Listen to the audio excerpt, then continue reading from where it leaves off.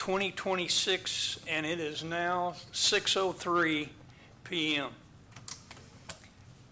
Brings us to the invocation and pledge. Ken, will you do the invocation, and Ron, will you do the pledge, please, sir? Sure. Heavenly Father, we ask you to be with us this evening with the items that we need to discuss and give us wisdom to make the right decisions. We thank you for each person here being involved with our city. Remind us you are in charge of our lives and our life, and we want to thank you for that. In Christ's name I pray, amen.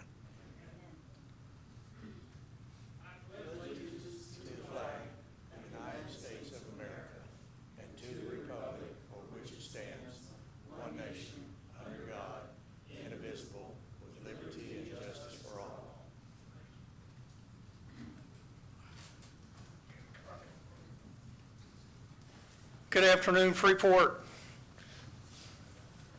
That brings us to the citizen comments. We have none. Brings us to the consent agenda. Item number 1, approve the meeting minutes for April 14th, 2026.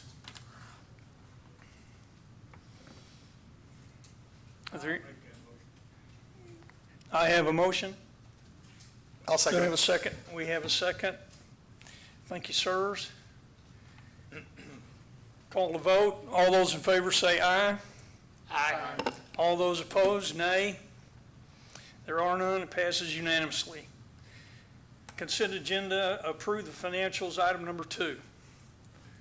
Ms. Hurst. Good evening, everyone.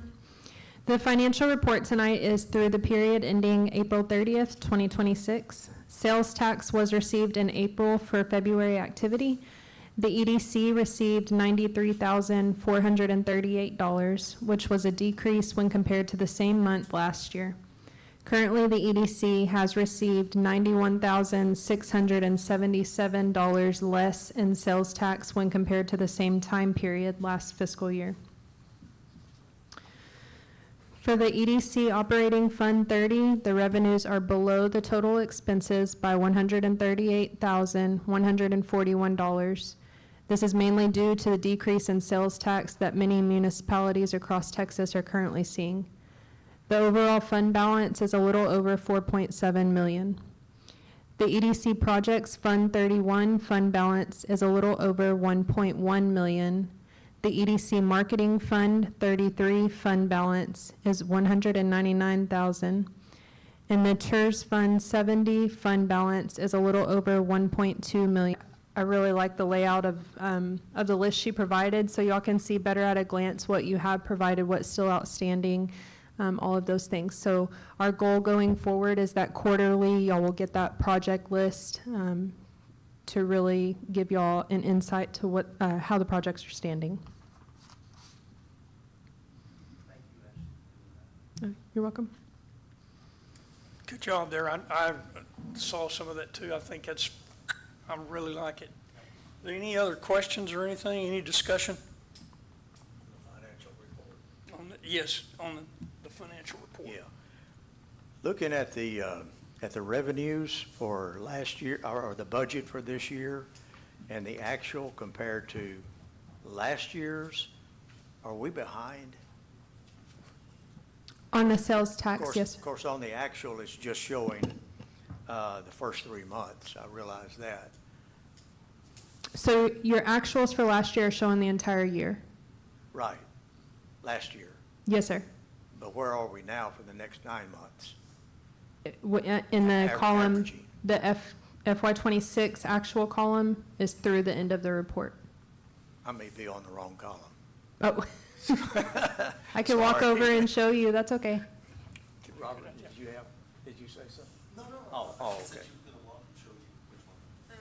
Yeah, I was looking here, the actual for the first 3 months, I know that.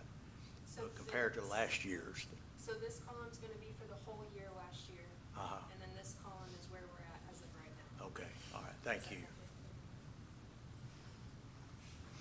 Thank you, Ms. Hurst. No problem. Ken, did that tie that up? Or? Yes, sir. Okay. Sure did, thank you. Any other comments or questions? Any other discussion? I entertain a motion to approve the financials as read. I'll second it. I'll make the motion. Ron, you make the motion? Yeah. Oh, he made the motion. Ken's going Yeah. to second it. We'll call the vote. All those in favor say aye. Aye. All those opposed, nay. There are none. Passes unanimously. That brings us to approve the quarterly financials. Yes, sir. So this is the quarterly report that comes before y'all. It shows you your cash balances and all of the accounts that you have. There's a small debt service account, your operating account, and then your investment account. So through this quarter, you saw an increase in your cash of a little over $187,000. And that's pretty much it. So the statement just shows that there is a total book value of a little over $3.6 million, and it was handled within legal guidelines.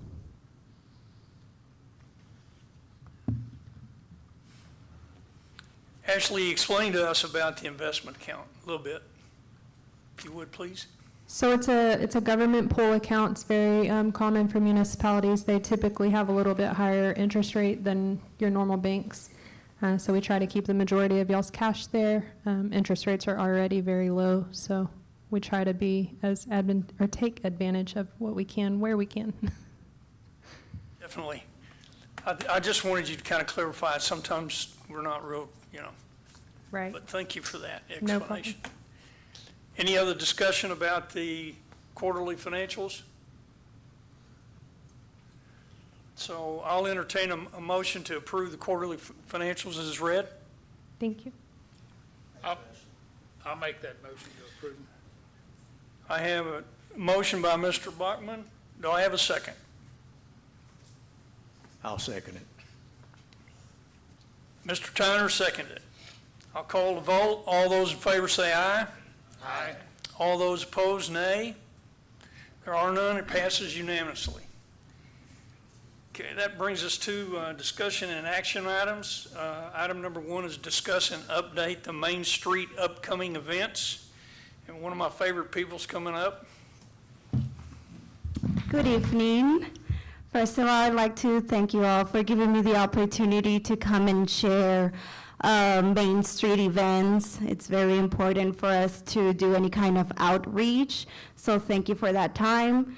I'm very excited to share the details for our upcoming 4th of July event this summer. So the City of Freeport Historical Museum and Main Street will be hosting a morning 4th of July. This celebration will be in the downtown area, centered around Memorial Park.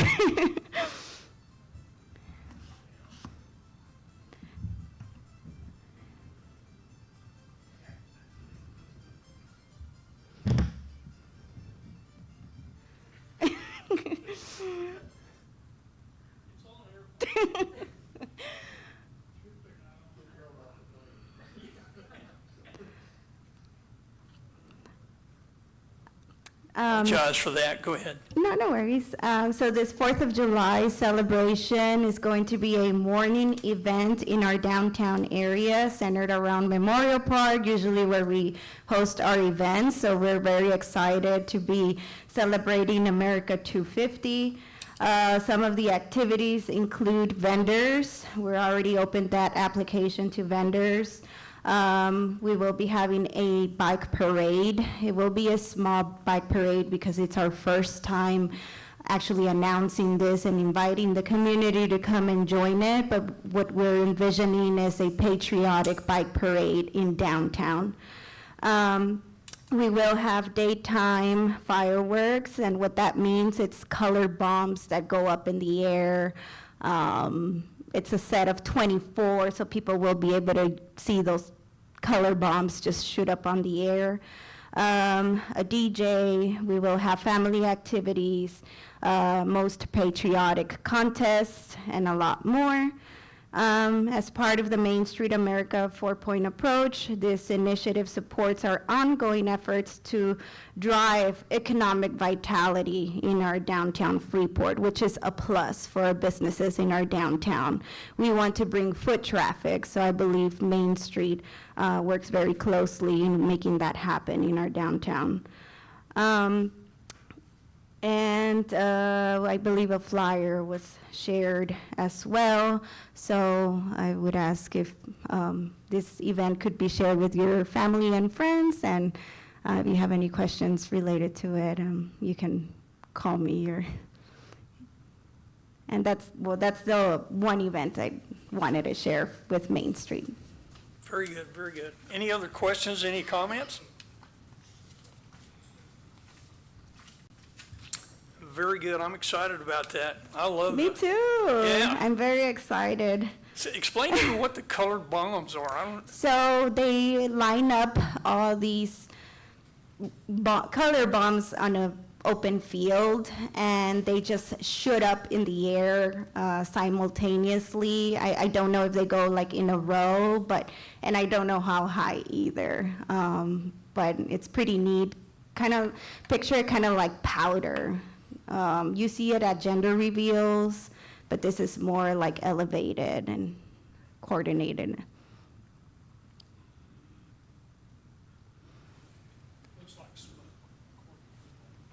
okay.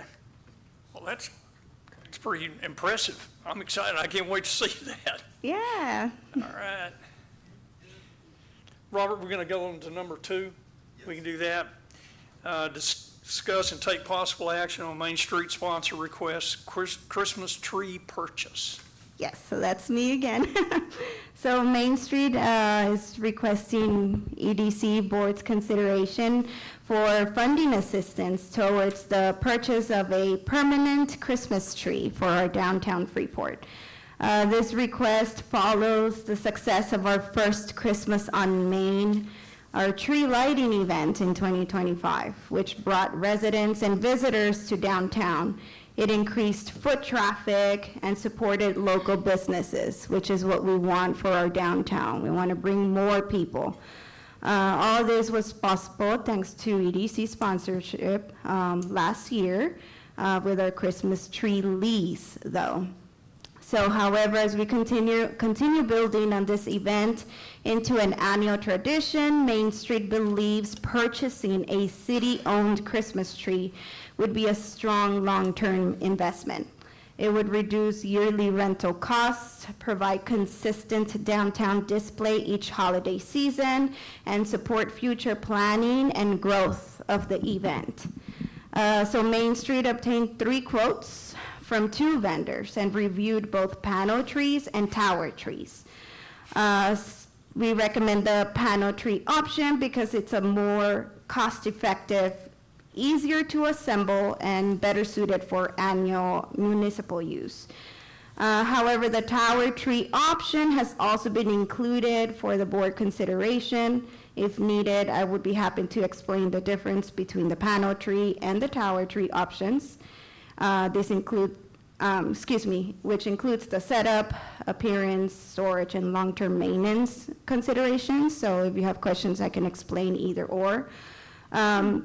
So Main Street is requesting EDC support for the upfront purchase cost, so the tree can be ordered in time for this year's holiday season. Vendors have advised that pricing is expected to increase in October, and delaying the purchase could also create production and shipping delays that may risk the tree not arriving on time for the event.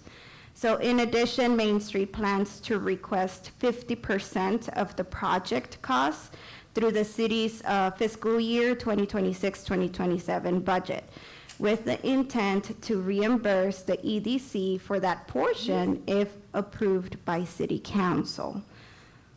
And thank you for your consideration. I'll be happy to answer any questions. Maria, could you just highlight the differences between the panel tree and the other tree? Yes, of course. So we have panel trees versus tower trees. So panel trees are faster setup and tear down. They're pre-lit modular panels. It grows in 4-foot height increments, so you can add on to it if you'd like. The vendor that I did request a quote from, they are built within their network, so they build the tree. They don't order it from a manufacturer. It's a cone shape, combo grow. You can add more to it, but the growth is 2-foot versus 4-foot increments if you were to ever want to add more height to the tree. It's assembled from individual hook-on branches for natural shaping, so just think of it as more fuller, more realistic, versus panel is just one cone that's covered with greenery. The tower tree does have a higher cost because of the way it looks. It just looks much fuller and realistic. And so I gathered quotes from 2 vendors. Both of them provided a quote for a panel tree, and I gathered a quote for a tower tree, but just from one vendor, just to get an idea of that total cost if we were to go in that direction.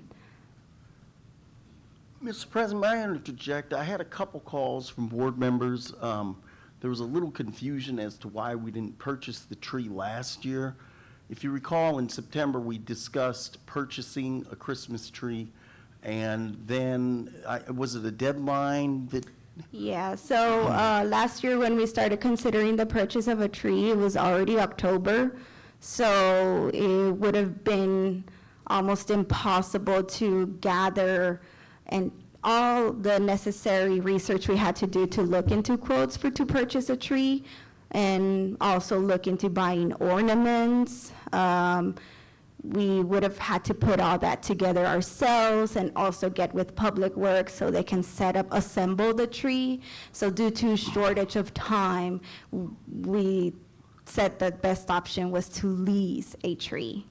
And that company would just come and assemble the tree. We didn't have to do anything. They came to put the tree, and they also brought the tree down.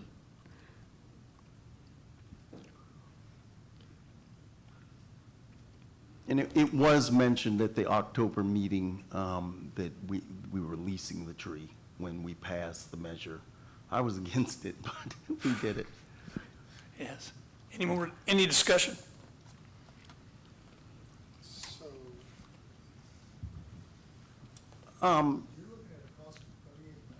The 38 that you're seeing, that would be for the tower tree. So the one that I recommend or that I would go with is a panel tree, just because it costs less and it's also easier to assemble and store. And that one is there's 2 of them. You'll be seeing one for $21,831 and the other one for $22,784. Oh, no, yeah. so I know Holiday Designs is all made in the U.S. Yes. All made in the U.S. I couldn't get that information as far as where that one was made. So the only difference that I did make notes of in both invoices is that Holiday Designs does have bigger ornaments in their package versus Main Street. They only have, I don't know if you see it in the notes, it says 2.75 in diameter, so they're smaller, and that's all they have left. So I just said, oh, it'd be better if we have various sizes of ornaments, which is 3, 4, and 6 with Holiday Designs. So I also know that Holiday Designs is the largest distributor in the U.S. for cities. Yeah, they work very closely with cities, and what I liked about them also was that they're willing to do a price match, and they have a 6-year warranty.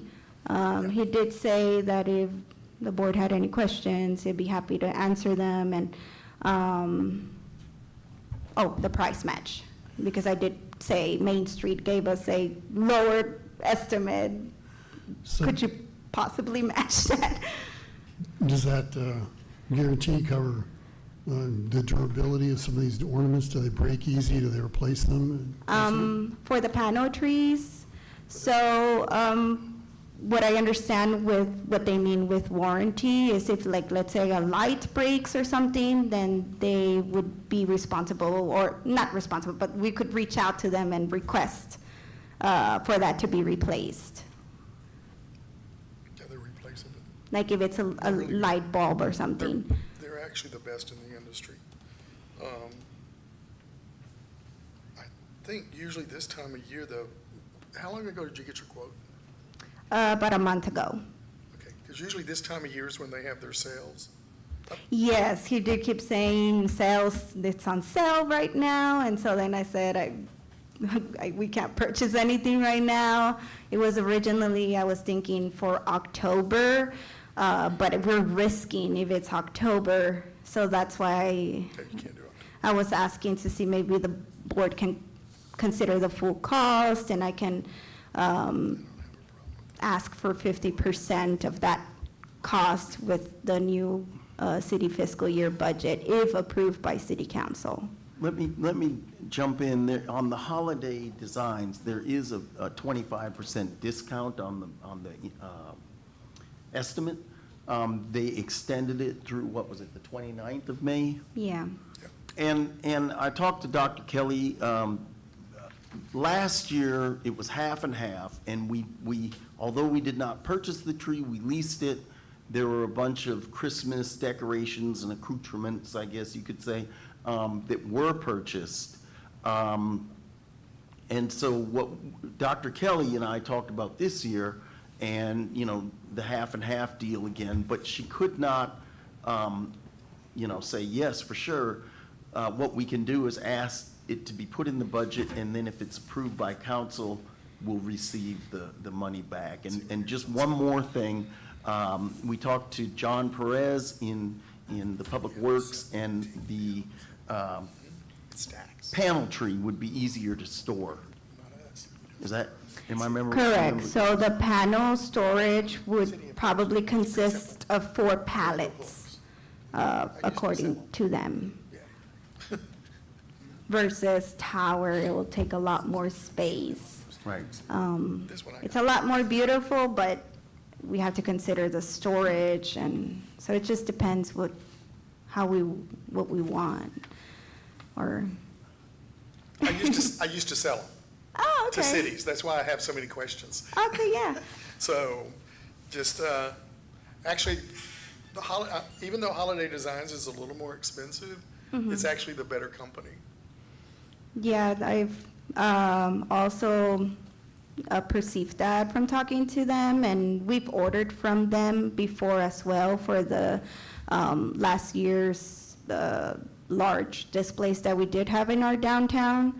I also got a chance to meet them at the Main Street National Conference, so I was able to interact with them, and they seem to be, work a lot very closely with municipalities as far as Christmas, the decorations and such. Any more discussion? Nah, just one thing to say, or maybe two. I don't mind buying the tree, but do we have a climate-controlled storage space for that, for 4 pallets? We don't, so what John Perez suggested was Public Works building the storage for it, but he did not say where they would keep it. I'm assuming warehouse, or I don't know. Where I'm going with this is Freeport's famous for buying nice, pretty stuff and then letting it go, not maintaining it, not storing it properly. Yeah, and I did also consider asking for that cost in our Main Street budget for next year, because it would be best if we can have a designated storage space for this tree. Right. Well, especially now that you say climate control. Well, the biggest thing, Just in a warehouse and sweating all summer, that wouldn't be good for it. Yeah, actually, it's a great detriment to the tree if it's not climate controlled. It won't last nearly as long. Yeah, because they say 5 to 10 years, but, I mean, we need to make sure that we're storing it properly, so I would probably have to ask for this in our budget to cover the cost of the storage. Have you talked to the folks over in the museum? No, at the museum? I have not. That they're air conditioned? It's not, I mean, totally perfect, but it would be much, much better there. And it'd be a good place to put it. Yeah, Easy to get. yeah, and Just thought it's a about that. great idea. And then I would probably have to ask how, what kind of things they keep at the museum, if they have a little space there for us. So what I'm thinking is that, do we need to have a motion to approve that the EDC will budget one half of whatever the cost of that with a 25% discount off that cost? Which would be $22,780, if we go with the option 2, $22,784.04. With the contingency that we have climate control for that. Yes. Correct. Is this the one we're talking about? It's the one I sent, or? Oh, okay. Rachel. I believe I sent videos, but I don't recall if I sent a picture. I think this is your tower. Rachel. Yeah, I think that looks like the tower tree. I'm now becoming all this Christmas tree person I had no clue about 6 months ago. No, I believe Rachel's, go ahead, Ms. Rachel. David, that's on their website. The image that you pulled up, the darker one, I guess. Right. Yeah, that's the That's one the that panel went with tree? the, Rachel. Panel just- tree. Yeah, Okay. she just pulled 2 examples. I didn't know what they look like, Right. and so I'm I was curious just if pulling it's some smooth images. or- It's just a little bit flatter, so the panel tree won't look with the branches Right. sticking out like, Yeah. it'll look more uniform basically versus tower. It's like if you're seeing this real tree. Ronnie, how big is this thing? Big. What are we talking about? Give me 3 by 9, 3 by 3 by, No, this is big. You can also look in here. It's gonna be 2 or 3 pallets to store. He said about 4 pallets, actually. 4 pallets to store. He said 48 by 42. Yeah. Will you get with the folks at the museum? I mean, they got some storage on that one end over there. Not that much. That might be able to handle it. I don't know if we entertain that or not, but I'll make the motion on the contingency that it is inside of controlled air conditioning. Okay, If it's climate not, controlled. Then you can't purchase it. Your mic. I've got it, yeah. Okay. All right, I'll make a motion to approve this for $22,784.04 under the contingent that it has to be stored in climate control.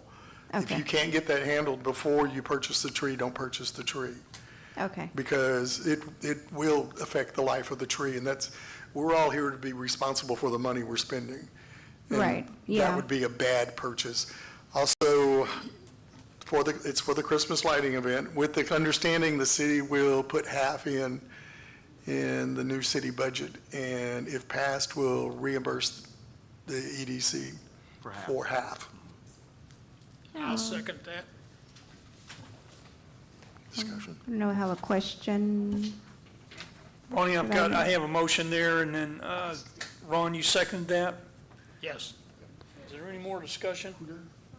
Oh, Maria, do you have a question? Yes, he did say, and because I want to give the best price, he did say that they're willing to price match. So would we still need to approve okay, and then, okay. So he's approving up to the 22. If you get it cheaper, then, or they can price match, then that works. But he's saying if they don't price match, then you have that amount covered. Okay, perfect. Yeah, anything you can do to lower the price, yes. Yeah. Okay, any further discussion there? I'll call the vote. All those in favor say aye. Aye. All those opposed, nay. There are none. Passes unanimously. Thank Thank you. Thank you.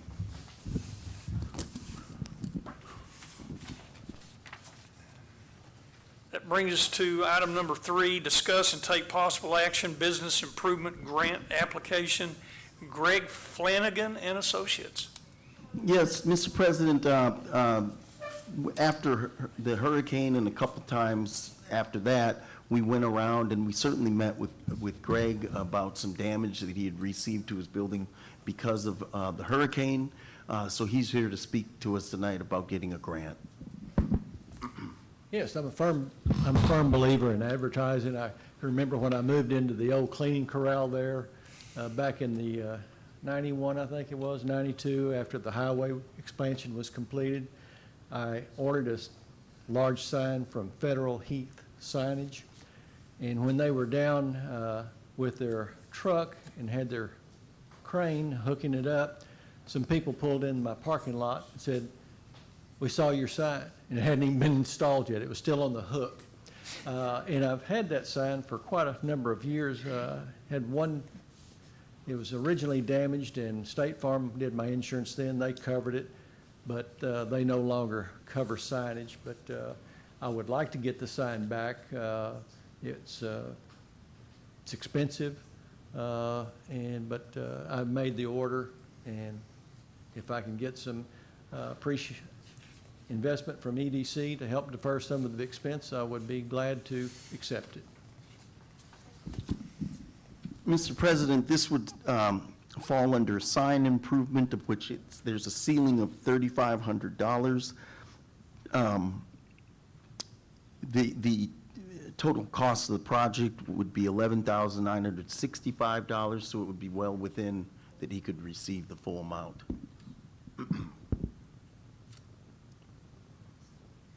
What's your pleasure? Any discussion? One more thing, One I'm more sorry. thing. Okay. We also discussed with Reggie Harris the sign improvement and whether it needed any kind of permit. Reggie stated it does not because it's a replacement sign.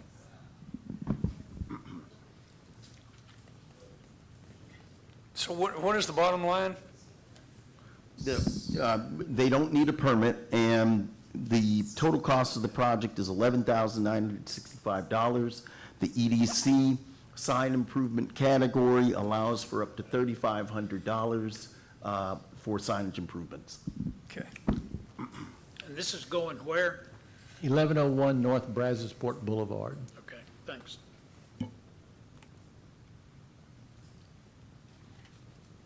Just about a block north of McDonald's. Yeah. You've been there a long time. And yeah, Yeah. it's a good location. We bought it whenever the highway was under construction and the cleaning corral went out of business and the bank foreclosed on it. And so we bought it and then waited about a year and started remodeling it, and it's been a good location ever since. Very good, very good. Any further discussion? Anything? So I'll entertain a motion. I'll make that motion for 3,500. Ron, I'll second. motion, do I have a second? I'll second the motion. And Gary seconds. Any further discussion there?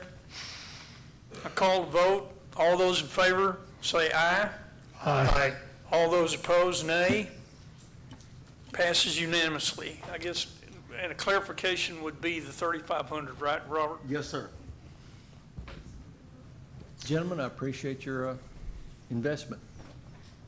It'll look good. It's a lighted sign. I'm anxious to get it back. Okay. You're welcome, thanks. Y'all run a good How business. much do we have in our budget remaining for Sales and signage? insurance. I'm sorry, what? What remains in our signage budget? Well, it all goes into the, Okay. yeah, it all goes into the business improvement grant, so there's not a category for each one Okay. Individually. I just noticed that Google Maps actually has a picture of your existing sign. So you're going to have to get them to update it when you put the new one up. That's the old sign. Yeah. And Gary, one more thing, we've used 65% of the $300,000 Again, it's not divided up by the 5 categories, it's just, that's what's available for the business improvement grant. All right, thank you so much. Thank you, Greg.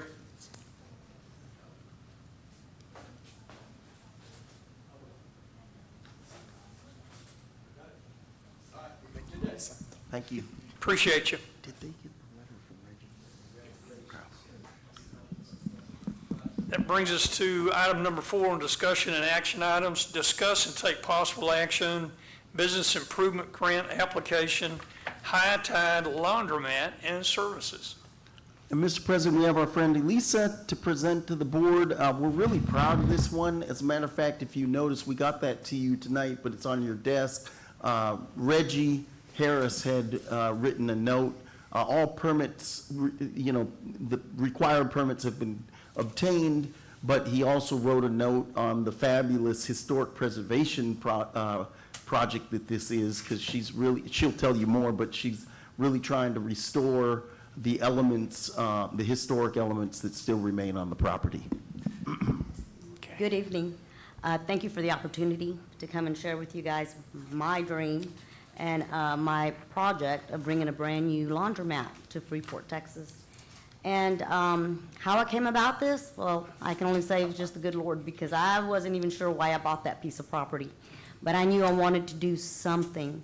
And I've looked around the community around the city. I used to live in Freeport. I currently live in Clute, but I lived here for many years. And I looked around at the laundromats that we have here, and I think that a new one with all the new technology and all the new things that have come about with laundromats, I think would be a really good investment for this city. I'm not interested in doing coin operated. It will be all card automated to make those machines work. And when I say card, I'm not talking about your debit card or your credit card, but a rewards card. So I can actually gift, I would say, or give like credit for people coming in, bring people into the city of Freeport to do laundry. I visited one in Clute just Sunday night, and they are busy all the time. And I found that many of their customers are coming from Freeport. I don't know if y'all visited the current ones here in Freeport, but I did. I visited each and every single one. And I would encourage you to do the same. And I think you would have a whole new understanding as to why I want to build a brand-new laundromat here. It's going to be state-of-the-art, cameras, good lighting, a corner for the children to have someplace to read, to play, to keep them safe. So my background is in security and in safety. I did many years out at Bryan Mound. For those of you, I'm sure y'all are familiar with Bryan Mound. I did armed security there for many, many years. So safety and security are big deals to me. So good lighting, security, cleanliness, those are important things to me. So I'm hoping and praying that y'all can see my vision for what I have for the city. I think it'd be a really good thing, a positive thing. And yes, to the retention wall, right off the bat, I knew I wanted to keep that. I don't know what was on that piece of property prior to my purchase. I've gone to the museum and looked through every single book there and asked, and I can't find what was there. I've heard different thoughts. Somebody said they thought maybe it was a movie theater there. I'm not sure. But I liked the nostalgia of it all. I know that used to be Velasco. I know a little bit of history for the city of Freeport. And at some point, I would like to even have a mural painted on that. And I even have a logo already designed and printed up. I gave you a copy, gave a copy to Robert. And I think y'all would be very proud and very happy to see that sign. And Mr. President, if I could just interject, I think this is an exciting project, bringing this business into Freeport. The total amount for the cost of the project, and also I have made her aware that you get one each fiscal, you can apply for one each fiscal year, so starting October 1st, she could apply for anything that she hasn't done. Right now, it's the shell of the building, and then they'll address the interior and electrical and work with Reggie to get the appropriate permits. The total cost of the project is $335,000. Now, that included management and labor costs, which we do not pay for. So without those, the total project amount would be $303,000. The facade improvements that she would make are up to $70,000. The property improvements are $198,000, and the landscaping improvements would total $35,000. So that would maximize the appropriate categories, which are facade, property improvements, and landscaping improvements. So the grant, if approved, would be a total, the project amount is $303,000 without the labor cost that I mentioned, and she would be eligible for up to $30,000 with the improvements that she's making. Oh, yeah, and new jobs would be one, and then part-time would be, full-time would be one, new jobs would, part-time, I'm sorry, would be two, and with the intention of adding more as the business builds up speed. What's your pleasure, guys? So is this next door to Maria's Kitchen or across the street? Next door, Okay, next that's door. what I was thinking. Yes, sir. We broke ground today. I think that'd be a good place to improve, so. Definitely. Well, it's needed in that part of town, too. There's Maria's Kitchen. I guess Reggie's checked this out, that we have sufficient utility arrangements there for something that's going to be using a lot more water and sewage. Yeah, so do you know what the infrastructure is? Lights, water, gas, and all that? It will be light, water, gas. Yes, sir. Okay. Because I have gas dryers. Well, this is kind of an impressive letter from Mr. Harris. Well, thank you. Yeah, I've never seen a letter from him before. Well, not one where he likes something, anyway. Well, he's very interested in the build. He thinks it'd be great for the city of Freeport also. I'm excited about the build. I really, really believe that it would be a good thing for the city. I know that everybody thinks, I had the suggestion when I bought the property, do a biker bar. I'm like, that's not my thing. I don't want to bring biker bars and clubs. I wanted something nice and clean and that everybody needs. Everybody needs clean laundry, clean clothes. It's actually a health thing, so. So the place that's over in Clute, is that the one off the old 288? No, sir. So where Main Street is, and it crosses the 288, if you go take that left on Main, it's right there on the left-hand side. I know where it is. You know what? It is always packed. And have you been in there? Because I was in there Yes, I Sunday night. have. I'm going to blow it out of the park and bring our people back Yeah. to Freeport. Yes. Awesome, okay. What's your pleasure? I entertain a motion for, it'll be $30,000. $30,000. I'll make that motion. I'll second it. Mr. Bachman seconded it. Roland, primary. I'm thinking that what we're looking at is we have a motion for $30,000 grant. Is that correct? How does it get on? You're going to get thrown off the plane, I promise you. Have you never flown on one?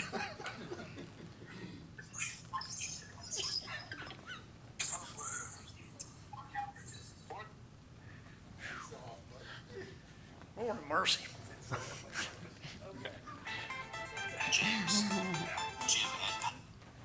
It's my pastor. Oh, my. Well, I don't know what you did, but he wants you. He went-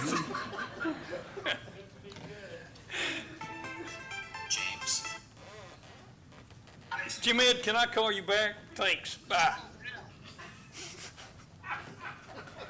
Take I'm going that. to turn that sucker off. At least somebody else made a mistake today. I turned it all the way down and everything. We have a motion and a second for a $30,000 grant to Eliza Laura, and it's for High Tide Laundromat and Services. Yes, sir. Any other further discussion? Call to vote. All those in favor vote aye, nay, Aye. Aye. and all those opposed, nay. I have none. Passes unanimously. Thank you. Thank you so much. I promise you guys will be very happy about that business. Thank you. Thank you for coming back. You got any idea? Yeah. Yes, sir. Thank you for coming back. You got any idea when you'll start? We broke ground today. The Huh? tractors were out there today. Good answer. Yes, sir. Thank you. And Elisa, we'll be in touch with the performance agreement and all that stuff, so we'll give you a call. Thank you. Thank you for coming to Freeport.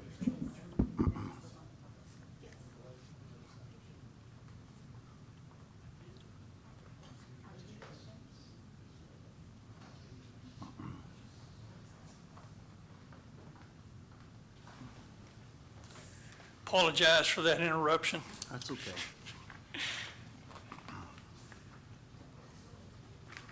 That brings us to item number 5, discuss and take possible action, water valve project update and cost. Yes, Mr. President, Mr. I'm Robert. happy to see Nick Meeks here. We had a meeting about the valve project, and Nick, I had learned more about East Jordan valves as opposed to AVT valves, but Nick can speak on them much better than I can. And then I think Dr. Kelly wants to address the board too when she comes back in. How y'all doing today? My name's Nicholas Meeks. Originally, we started doing East Jordan valves with this project. I believe this is, I believe the AVTs will be a better option for us. The East Jordan valves will cause us to have low water pressure, have to do boil water notices to have these actually installed. Our water system right now does not have working valves for each of these locations.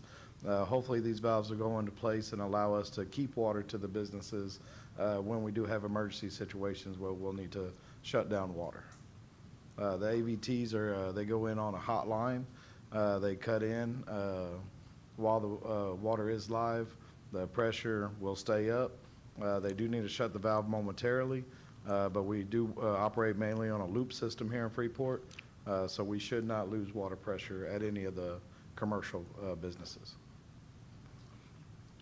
And this was necessitated, and Dr. Kelly's going to talk to you about it, but the AVT valves, I'm sorry, the East Jordan valves could cause up to a rolling month of shutdowns and also boil water notices, et cetera.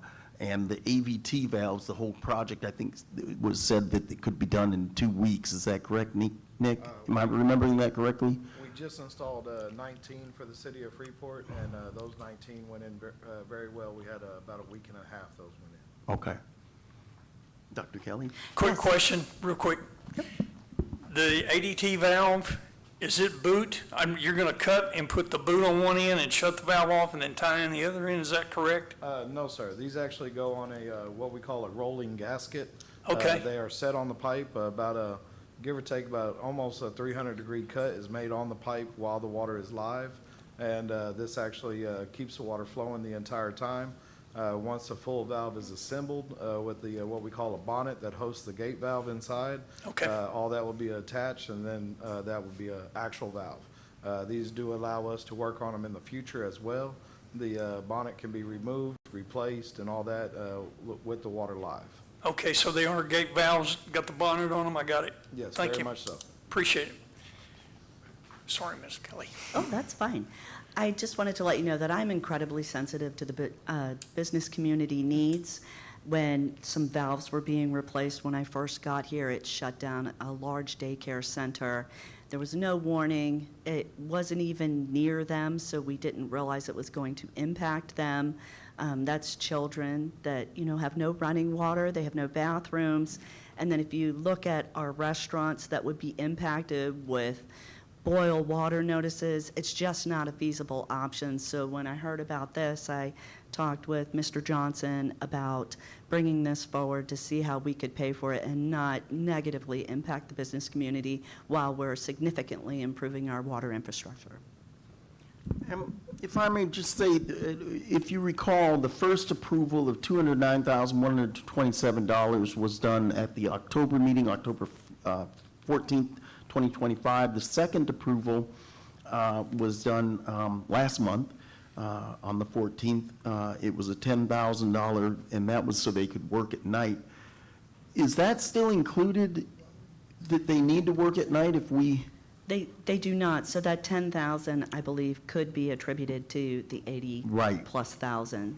Okay, so what they're asking is $83,689.48, and as Dr. Kelly said, we met about this along with Nick, and the folks that are installing the valves. And if you recall, when we were working, when we had all that, we recognized this is a problem, and businesses, whole businesses all over the place were being shut down because we couldn't isolate the leaks. And we started it with the grant and the project from the EDC, and I think got 24 in. But if you recall, we worked with Starbucks to find out exactly how much the business was losing, and it was $10,000 to $15,000 a day when they did not have water. So yes, it's another ask of the board, but in the spirit of cooperation, which I think have always had with the city, we're working with Ashley to find money in the budget, and we think we have. This is over our original budget of $200,000 that we put towards infrastructure, but I think we can do it, and I think it's very important so that we don't have the disruptions in the business. And it's also very important in upgrading our infrastructure. I don't know if you want to add anything.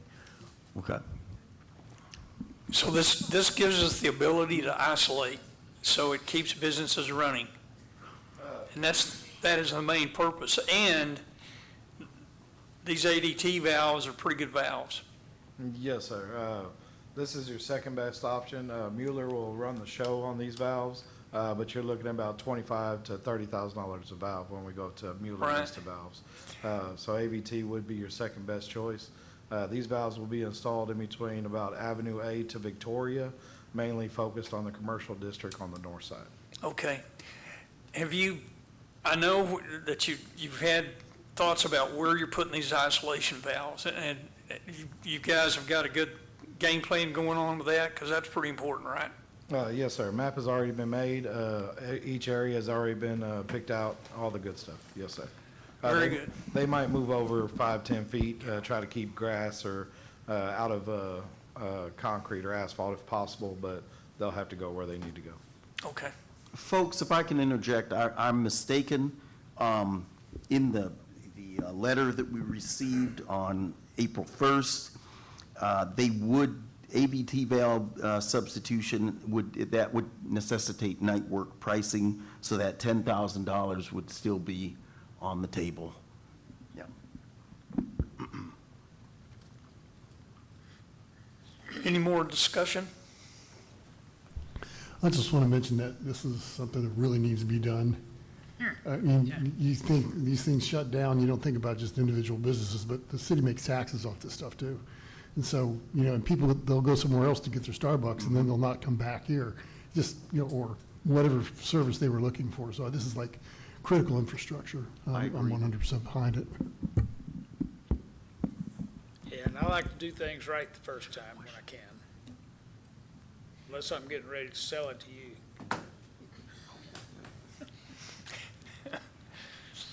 Any more discussion? So, Robert, what is our bottom line we're looking at here? The bottom line is $83,689.48, and additional to the $209,127 and the $10,000 added on top of that.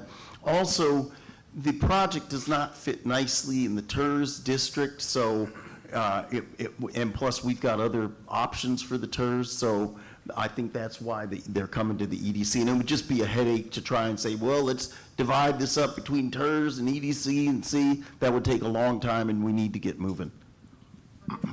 Okay, so what's the bottom line number? The bottom line number for tonight is $83,000. $83,689.48. What about the 10,000? No, the 10 has already been approved Okay. last month, so we're good on the nighttime Okay. stuff. So I'll entertain a motion that we approve $83,689.48 for the water valve project update. And I will make that motion. Mr. Bachman makes a second it. motion, and Ron's got a second.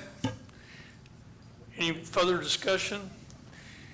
We'll call the vote. All those in favor say aye. Aye. All those opposed, nay. There are none. Passes unanimously. Go fix some water leaks. Thank y'all very much. Thank you for your help, Nick.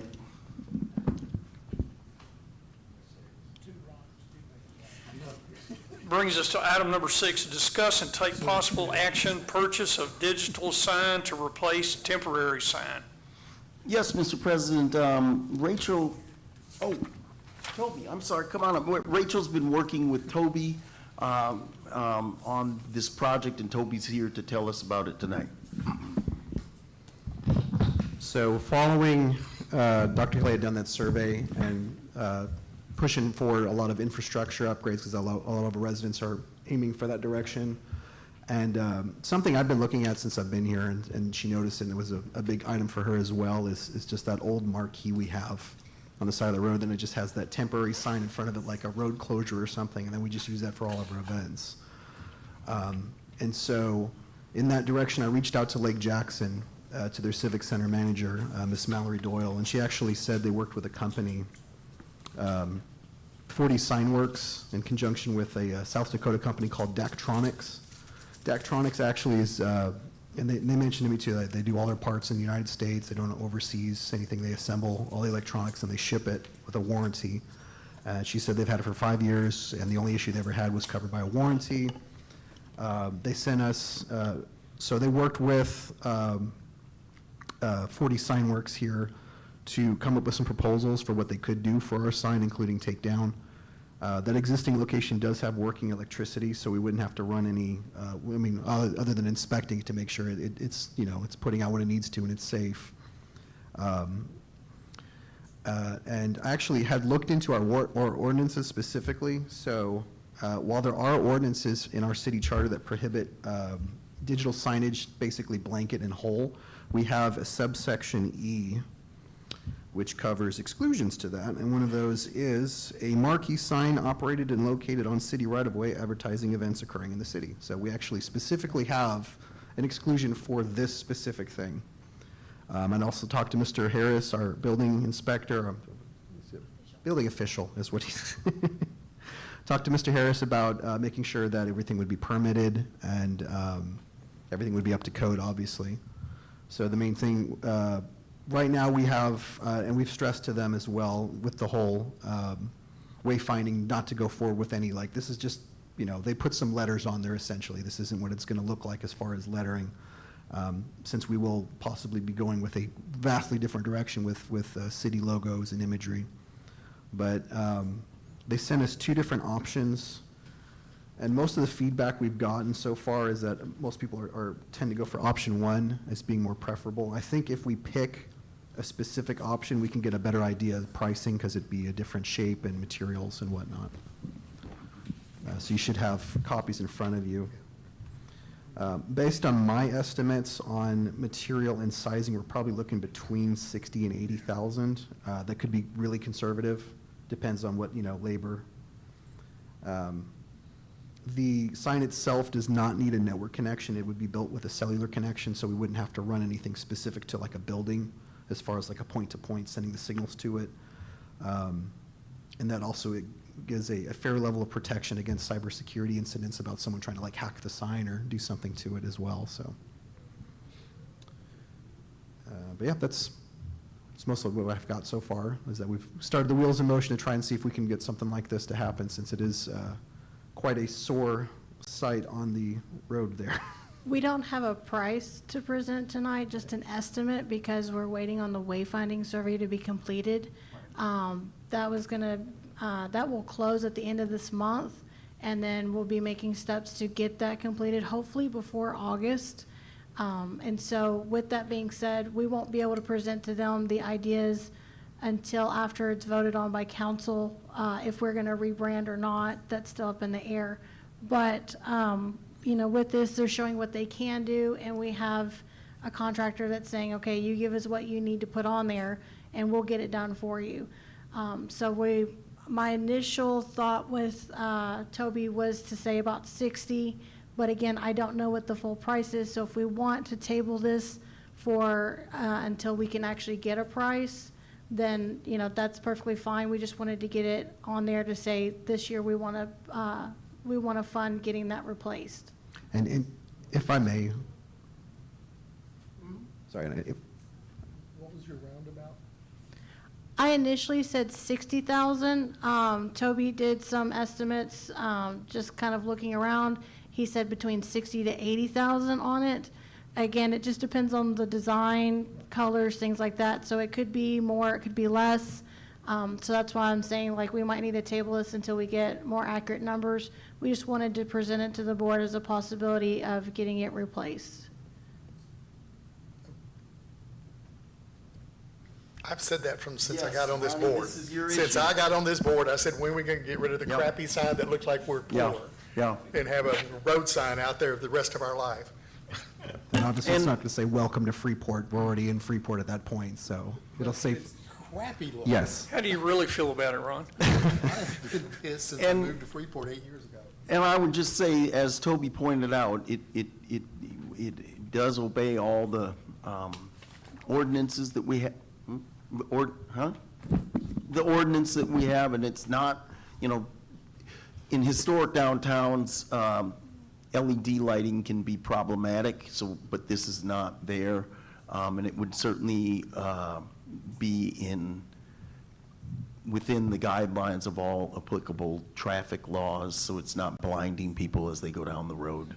And while it's capable of doing motion, I think we would abstain from any motion, anything distracting. It would be like a static image at best and mostly text. And I know the fire department's expressed interest as well, since we could use it for emergency messaging. Speaking of, I was about to just comment on that, is I was actually talking to Chief Motley, and he's going to connect me with a grant writer that as long as we can put emergency services on there, that Chief Motley did not say what the limit on that is, but it's a one time a year that you can apply for it, and the fire department has been looking for something to apply for that grant. So it would fall under that as well to help lend funds towards the project. We'll continue to coordinate with him to see if, you know, that fits the timeline and all that to move forward with this. Yeah, my hope is if we say we like option one, and I go back to 40 and say this is the option we would lean towards, can you give us some rough estimates, some timeline? We might be able to get a better understanding of what we're looking at full scope wise. But they did do a pretty good job as far as they sent us the dimensions and the materials. Any further discussion? Yeah, of the two here, I like option one better than two. So, And it does light up at night. no motion tonight? No, we don't need one tonight. I've been saying you need one, I'm saying no motion tonight. For tonight, yeah. You can make a motion if you want to say up to this amount, if you have a number in mind that you want to donate to it, that's your call. If you want to wait until we get a number from 40, the contractor, and then make the motion, that's also, as, you know, up to your vote as well. I just left discuss and take possible action in case you said, no, get this done, here's 60,000 for it, or whatever number you want to put in there. No, we wouldn't let them know what the bid is. Or we don't, we don't let everybody know. Won't be part of the minutes. For public knowledge. Yeah, I'd rather wait till we've got, I would too. I would discourage, I mean, you're welcome to if you want, but I would discourage that. No, we don't want to. might be irresponsible, we don't know. Well, it's not even that. We just need a clearer picture. It's not even that. Just don't want it in the minutes where people bidding on it can look at it and go, they're willing to go this much, we'll bid this much. That's true No. too.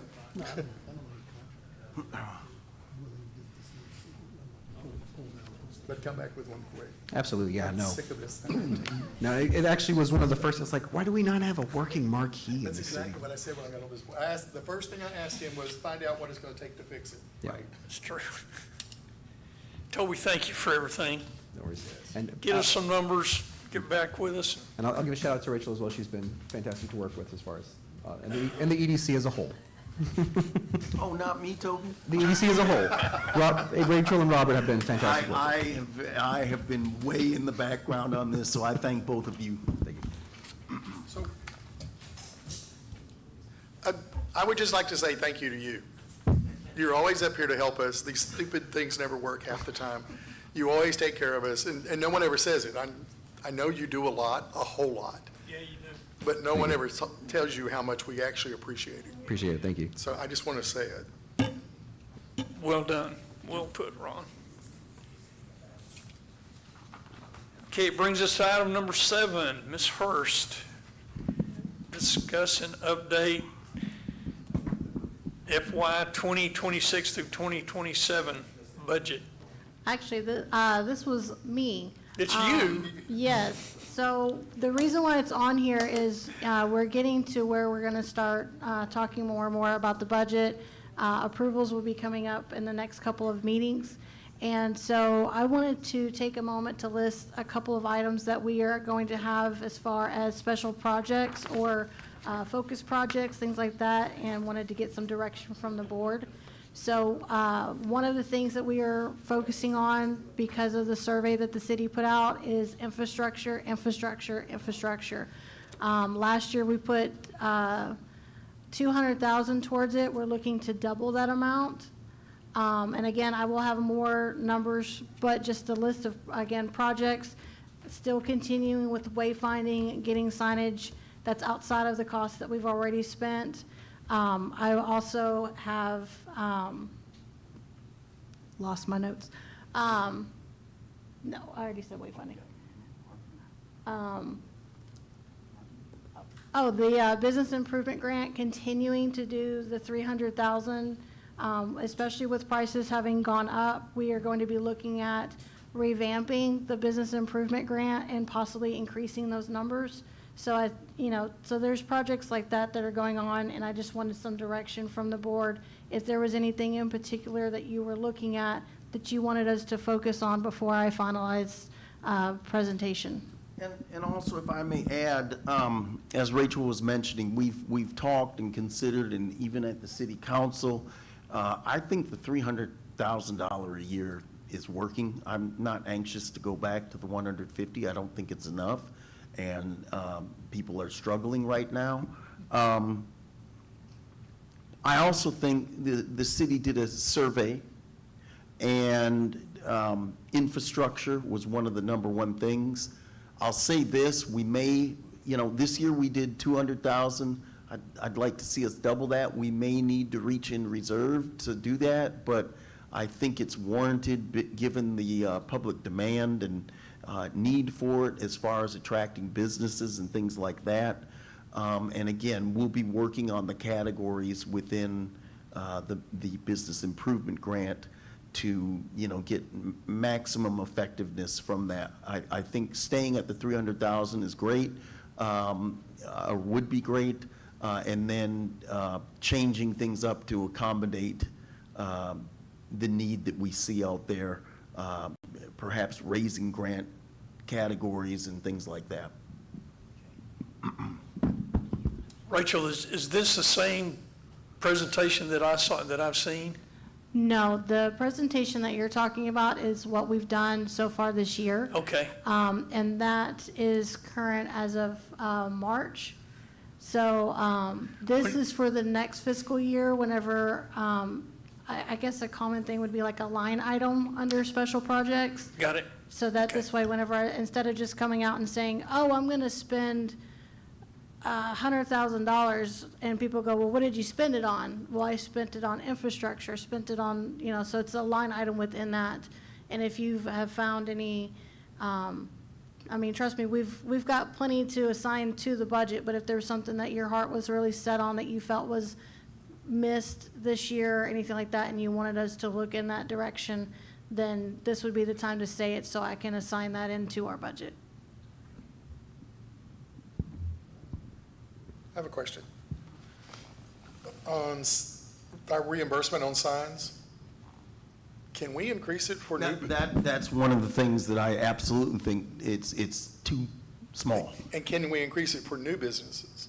Yes. That's their biggest expense. Right. Then we give them the lowest amount. All those Which things are makes going to no be looked at. I agree with you, whether it's new or existing business. Should be the same. The sign category is way too low. Yeah, I mean, because just to replace mine that blew off was 2,800. And forget the one out by the street, I gave up on it, I'm not gonna replace it. 3 times. Things that we've looked at for like the business improvement grant are not only increasing those amounts, but also other categories that like this is something that me and Robert haven't really been able to sit down and discuss too much, but like safety and innovation. And the example that I saw was like for restaurants putting in stoves that have like built-in fire protection, especially like with grease fires and things like that. So that would fall under that category. So it's just looking at categories and seeing how we can best serve the businesses here, and definitely increasing those amounts. Definitely wanting to keep the $50 for dollar, but the amounts definitely need to be looked at for sure. I think even Robert looked at something like a new Main Street grant, but you know, again, that's still under discussion. I don't know that with us increasing the infrastructure that we'll be able to continue to do a Main Street grant specifically, but it was discussed at the table with me and Robert saying, hey, do we want to allow this? If you recall, I've mentioned this a couple times, that it's pretty much written. It would be for the Main Street District, historic preservation, and there wouldn't be necessarily, hopefully, a matching amount. It would be predicated on design, and the design guidelines would be strict and worked on in cooperation with the Texas Historical Commission. I did this when I was in Gladewater, and ended up, it was like one project a year, and pretty soon you had all these fabulous looking buildings in the downtown. Now, I say that, and it's pretty much written, but I just simply, especially with the infrastructure, which I think is very important, I'm not sure we're gonna be, I would like $100,000 for that grant. I'm just not sure if we're gonna be able to swing it unless we reach into reserves, and that's your decision.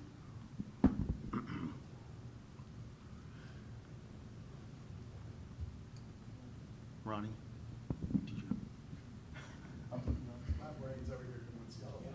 So no motion needs to be made. It's just if you have a particular thing, giving us a directive to look into or make sure that we have it listed in the budget if you didn't hear it tonight or if we haven't talked to you about it. One more thing. I've reached out to Sandra because of her expertise, along with our resident expert, Ashley, and Rachel, because she's something else with budgets, just to review this, and she'll kind of be our board liaison on this because of her background. And we'll come to you as we work on this with Ashley in the future. Just wanted to kind of give you general overview tonight. Rachel, what if, the presentation that I saw that you put together was just absolutely, it was over the top. And I think if you give that, if we get a brush of that, I think then that will jar us, if you will, to, think about some things that we'd like to see done. Yes, I apologize for not sending that out sooner. I have it in my drafts and forgot to hit the send button. So again, I apologize to those that haven't seen it yet. But I can say as of March, we had spent $156,000 towards the business improvement grant. So if we went back down to the $150,000 that was there previously, we would have already had to turn away the ones from tonight, and we would have maxed out by January. So, definitely agree with keeping that amount. And then you can just see that, through the various projects that we've done, I want to say, I'd have to look at the numbers to be factual here, but I want to say it's been almost $1 million in improvements to the city as a whole throughout the year so far. It has a big return on investment. Very good, very good. Any other comments? Anything, any other discussion? Not on the budget, but on something else. Sorry. You know I'm constantly looking for people to move here. And so my biggest concern is, can we get, it doesn't have to be comprehensive, just basically, there's some pieces of property, I can't find out who owns them. And if they're interested in selling, or if they're interested, one of them is on 288 coming in, on Gulf Boulevard, on Brazosport Boulevard, on the left-hand side, where everybody parks their stuff. But there's no signage, there's no nothing. I think the landlord, the person who owns it's out of Dallas somewhere. When I talk to people, businesses, I talked to Take 5, their manager came in and talked to me about putting one in Freeport after they opened the one in Lake Jackson. I've had a number of discussions with them. We talked to them at the shows. Yes. They're interested, but they don't know where they would go. And I don't know where to send them at this point, because it's either going to have to be there, because we don't have a lot of commercial spots left on the main drag, or it's got to be Gulf Boulevard. Mm-hmm. And a lot of that, I assume, is up for sale. For sale. But it'd be nice to have something to be able to go, hey, I want to send in the right direction. I've also talked to the owners of Seven Brew. Mm-hmm. And so I know him pretty well at this point. Him and his son own all our franchises down here. So again, it would help direct people where I want them to go. So there's 2 avenues I'm looking at for that. Number one, that Placer AI connects with BCAT and things like that to show who owns the property, so I can have a list that way. Outside of that, I'm working with Hispanic Chamber as well as Greg Flanagan's office. Real estate agents, if you want to find who owns something, they're the experts on that. So, and with Greg being a local business here in Freeport, I think it'd be great to be able to work with him. So that's one of the projects, or one of the major projects for the new year, is to have what I call an inventory of all of our properties, so that we can say, this is what we have available, this is who owns it, and this is how we can get in contact with it, to give that list to anyone that's interested, because our previous process that we had was using a thing called Zoom Prospector. Yeah. And it just didn't, if we didn't put it in, which, things change so fast when it comes to like who owns, and you don't know for like a year, oh, someone, they sold this to the guy down the street. Didn't you know that? It's like, no, I didn't. We're making improvements to keep that list updated as best we can, but it's going to be involving, like I said, Noemi from the Hispanic Chamber. She's a real estate agent, and working with Greg Flanagan to see if they can help us investigate owners that we can't find. Okay. And Greg is we've worked with him and Bill especially.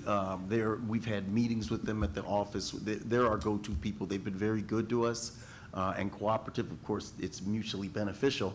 But I think that Placer AI is going to really put this at warp speed, if you will. Okay. Thank you. Yep.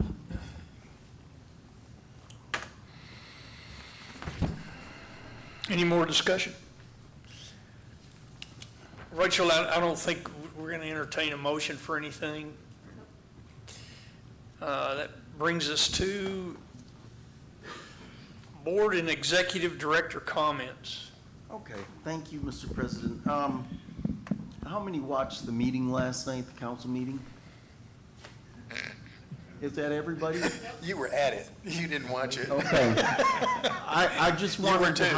I just wanted to highlight what I discussed, which was there was something on the agenda that talked about possible action to initiate an investigation, paid for by whom, I don't know, to Councilman Madam Morris for lying under oath at a trial that was the EDC back in 2011. the EDC engaged in a contract with Mr. Matamoros. There was somebody got hurt on the job, and there was also some competitor of his that said he owed them money, so it was shut down but never turned back on. He successfully sued us, and we not only had to pay the judgment, we had to pay attorney's fees and court costs, and I wish it had stopped there, but then the EDC attorney, wanted to file for, getting rid of the judgment, basically, and also a new trial. And the court denied both of those things. And of course, that's more expense for us. And then through my research, I found out that the statute of limitations has well expired on this. I just wanted to make sure that we didn't get into, let's reopen a failed case kind of thing. And if there was this supposed lying under oath, that should have been taken care of on appeal, and there was no appeal. So if you saw last night, you know what I'm talking about. We have a new business, Charlie's Barbecue. And Hope had to shut them down because and I think it was, he just didn't know. They hadn't gotten any permits or anything like that. So we met with Reggie and Hope and the business owner. We're doing everything I acknowledge, look, a mistake was made, but now let's see, because apparently he had long lines. And the business is located where Sister White's is, what used to be. Remember Sister White's? We were considering a grant for them. So it's in that building. So everybody's working together to try and get them back open, so that you don't have a big audience of people that have, and then they think it's closed.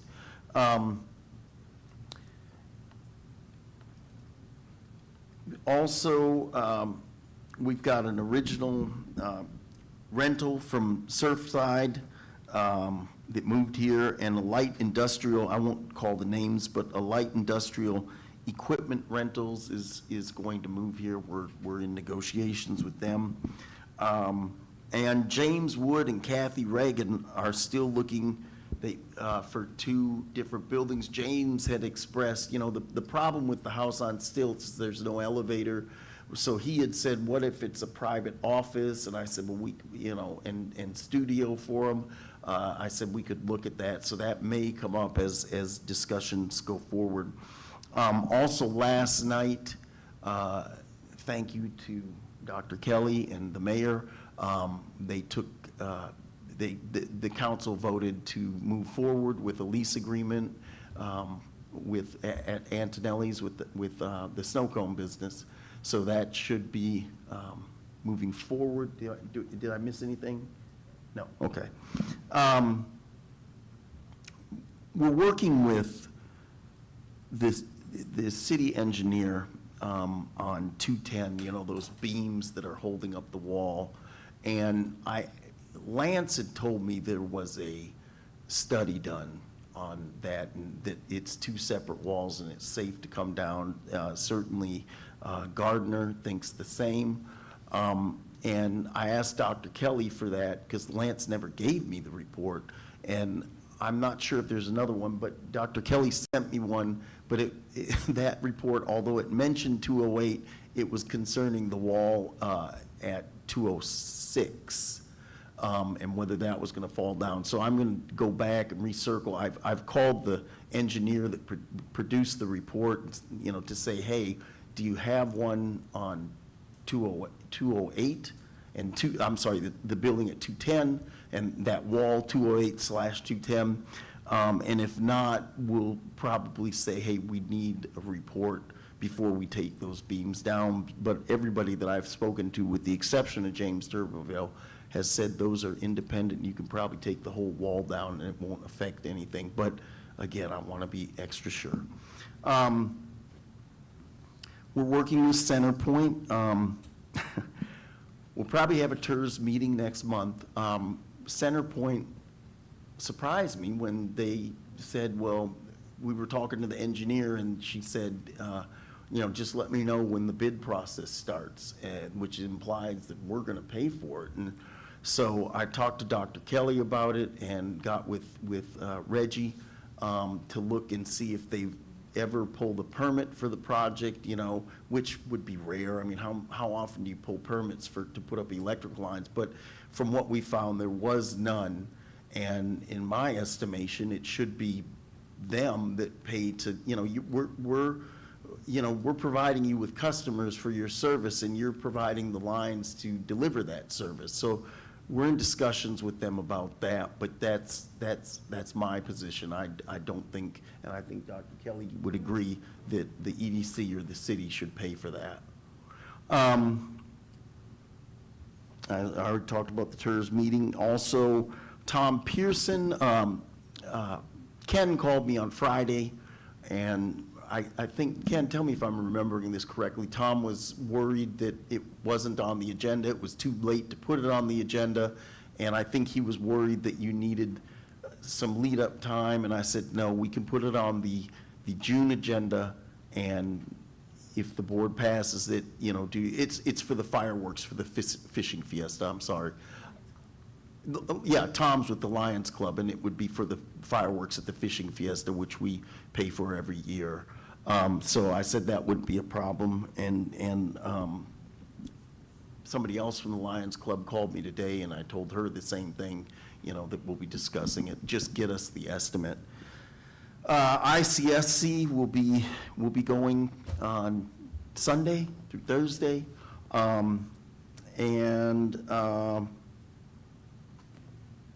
it ends Wednesday, coming back Thursday. Main Street, what was this Main Street that landed? Huh? This one. The workshop. Oh, yes, I'm sorry. If you recall, just after the last meeting on that Saturday, we had a Main Street workshop that I spoke at, and Reggie spoke at, and some realtors spoke at. There was a lady that came to me and really was excited and wanted my presentation, which is kind of funny because the presentation is more to keep me on track than divining any great information, but she wanted it. And then she called and said she may be locating a business because it specializes in immigration and it's geared toward the Hispanic population. And also her husband might be interested in opening something too. So hopefully that will pay dividends. And that's all I have, Mr. President. As if that wasn't enough.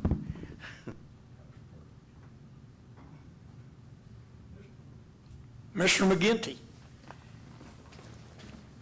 I believe Robert pretty much covered any questions I had, so I'm good for now. Okay. Ken?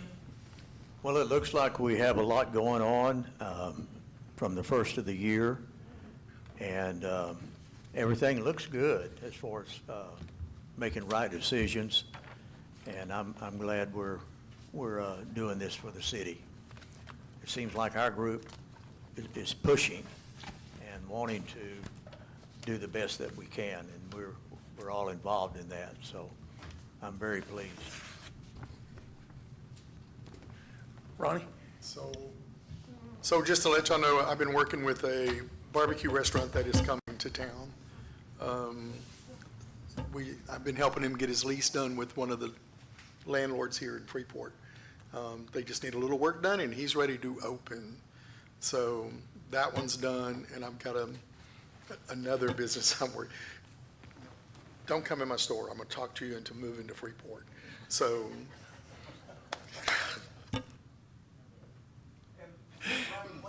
On that is where we were thinking, walked away from that? The other one, yes. Yeah, the mall, okay. The second location. Okay. And I sent you the landlord's information. Okay.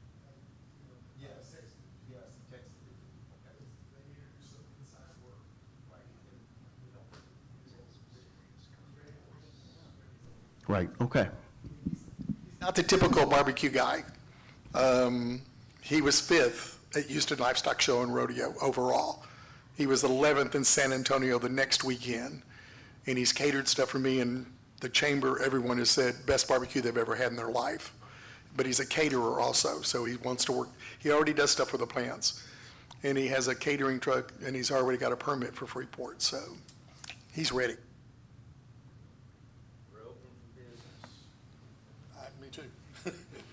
Yes. Gary? Well, I'm excited. We're distributing money to this infrastructure, and I think it's really just buoying this whole place up. It feels good to move forward and get things done efficiently, and I'm glad to be a part of it. It's good. I think we've got people from all walks of life and exposure, and we've all got something to add, and it's really been moving forward at a good pace. So I'm proud to be part of it. Mr. Bachman? Well, as I said to city council last night, the future looks great.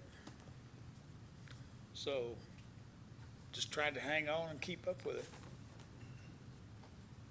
I don't know if, I thought what you did last night was out of bounds. I thought it was over the top, well done. Yeah, I was telling the mayor, that was my plan B. But I realized that plan A wasn't a good plan. And after he gave his presentation, I had to invoke my plan B also. Yeah, he was telling me he had to go ahead and amend his. Yeah, I saw him down there, he was writing down there on the floor. I think, Rachel, once they get that document that you put together showing what the EDC has actually accomplished, what we've done, I think it'll be awesome. I still think that it would benefit us if we would present that to the city council. And It's a good job for you. You're the president. no, I'm just introducing him. But yeah, I'm like Gary. I think to be a part of it, and some really fine people. Sandra adds a flavor, from her perspective, and Ron does, Gary does, all of us do, and I think that's very important for us here.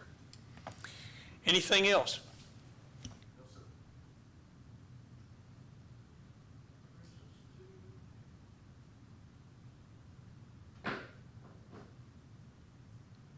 It is now 7:36 p.m. and I hereby recess the regular session of the Freeport Economic Development Corporation meeting and do hereby convene into executive session in compliance with Texas Government Code Section 551.07